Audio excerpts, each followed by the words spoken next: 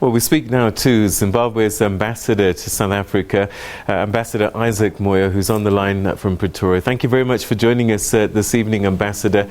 It looks like from the images that we're seeing that there was significant unrest in Harare these past few days and a massive stay away today. How have you seen the developments of the last 2 days?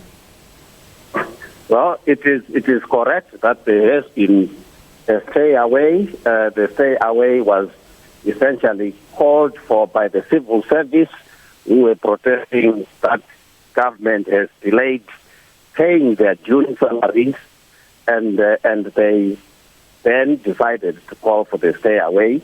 Of course, it seems that apart from civil servants who were staying away, there were also other groups that joined that effort, and those particular groups were advocating a different agenda from that of the civil servants. All right. Why haven't the civil servants been paid? Government, you see, the Zimbabwe government,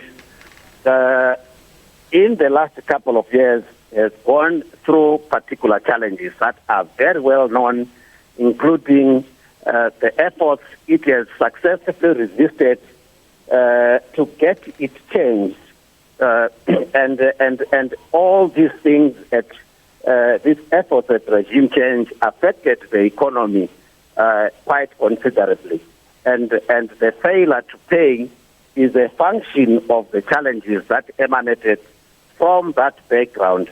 The period we went through a land reform, the sanctions we suffered, the efforts directed at undermining the legitimate government and removing it illegally, all these combined to bring the situation that we have here. But we are glad that the government and the people of Zimbabwe, resilient as ever, survived those efforts, and we are squarely confronting the challenges.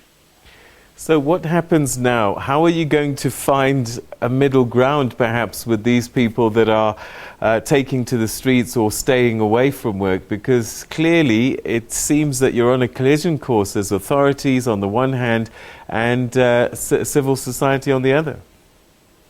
Well, the civil servants are going to be paid their salaries. Some will be paid tomorrow, others have already been paid. The ones that will be paid next week. The cause for their stay away was the issue of those salaries. So we hope that issue will disappear. Of course, there are other people,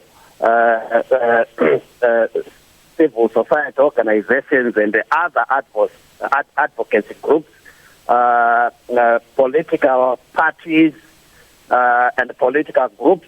These have a different agenda altogether, and they were simply trying to take advantage of the stay away of the civil servants, because they are not the ones who originally organized this stay away. We would wish to see what they will hang on to when the issues of the civil service have been addressed. We think that this is just a stay away that will come and go. And those who have other problems not related to what civil servants are demanding, those matters will be addressed in a different platform, a political platform. Accusations have been leveled against police about brutality, and we see disturbing images of police beating people on the floor, seemingly unprovoked. Well, police are there to maintain law and order. And while these people have the constitutional right to protest, and they have been protesting since yesterday for some of them even, they have that right only if they are doing it peacefully, and they will also respect the rights of others. When people carry out actions that go beyond peaceful protest, begins to threaten the peace of other citizens in the name of protest, and do other things that threaten property, we believe that it is just the duty of the police to bring about proper law and order. given the magnitude of the stay away today, I think the incidents you refer to are very few, and they should be seen in the context of maintaining law and order. There hasn't been a widespread beating of people by the police, given the fact that this stay away occurred in various cities of Harare. But those are very few instances. All right, perhaps a final point. We saw some unrest over the weekend at the Beitbridge border post over the import restrictions that the government has imposed. Is there going to be a shift in that policy? Because it seems that people are grossly unhappy with the position the government has taken. Well, the position of the government is that it has a responsibility to try and revive Zimbabwean industry. This is part of the various initiatives government is taking to address issues of the economy, and of course import substitution is one of those matters. Yes, this is an issue which some people would find very difficult to take, because they were surviving through importing and selling various activities, various products. But it is also an issue which our industry, which is responsible for creating jobs, will be very happy with. So going forward, I think those people who have grievances, of course, can continue to engage government.